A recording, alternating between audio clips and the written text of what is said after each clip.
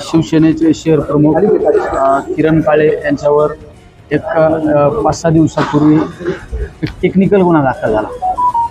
तो म्हणजे 376चा गुन्हा दाखल झाला। त्यामध्ये आम्हाला खात्री आणि विश्वास आहे की या केसशी किरण काळेचा कुठलाही संबंध नसताना काहीतरी बदनामी करण्याच्या उद्देशाने हा गुन्हा दाखल झालेला आहे।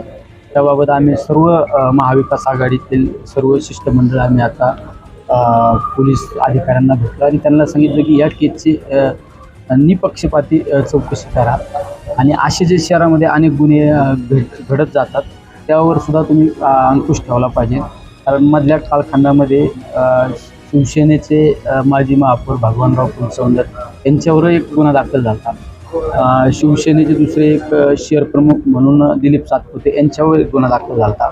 आमचे राष्ट्रवादीचे शहराध्यक्ष आमचे अभिषेक भैया कळमकर यांच्यावर पण एक गुन्हा दाखल झाला। विक्रम राठोड असो, आमचे योगीराज गाडे असो, आमचे माजी आमदार भैयांवर सुद्धा अशा पद्धतीचे काही गुन्हे दाखल झालेले आहेत। या नगर शहरामध्ये पोलीस बळाचा वापर करून अनेक पाचशे खोटे गुन्हे दाखल होत आहेत।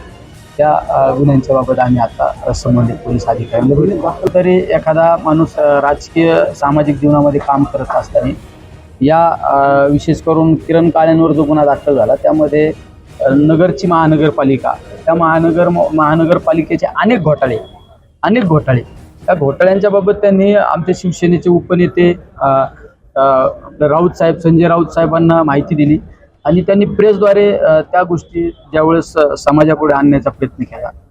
तिसऱ्याच दिवशी किरण काळेंवर गुन्हा दाखल झाला। किरण काळे दुसऱ्या दिवशी त्याच महानगरपालिकेच्या अनेक छोट्या मोठ्या गोष्टींच्या भ्रष्टाचाराबाबत ते लाईव्ह येऊन मीडियासमोर बोलणार होते, पण आदल्या दिवशी ते रात्री त्यांच्यावर गुन्हा दाखल केला आणि 1:30 वाजता त्यांना अटक सुद्धा केली। त्यांना कुठल्या गोष्टीची माहिती सुद्धा नाही। अधीक्षकांना सांगितलं आम्ही या केसची निपक्षपाती सखोल अशी चौकशी झाली पाहिजे आणि ज्या महिलेने हा कोणाच्या तरी सांगण्यावरून खोटा गुन्हा दाखल झाला या फिर्यादीवर सुद्धा गुन्हा दाखल झाला पाहिजे या मागणी त्या ठिकाणी केलेली आहे।